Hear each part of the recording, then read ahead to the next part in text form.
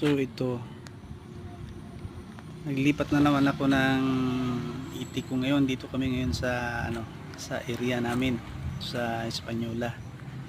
Ngayon, dahil nga doon sa Labog bagong ani pa lang, hindi ko muna nilapag yung itik doon kasi bagong ani may tendency na babagsak yung itlog.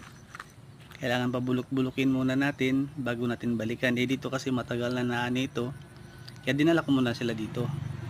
Pero pag mga after 2 weeks, ibalik ko sila doon sa labog kasi bulok-bulok na yung palay noon. Pwede naman din siya lapagan uli kaysa yung hindi So para okay naman yung itlog, kung malalaki siya, umangat pa. Kaya hanggang dito na lang. Thank you.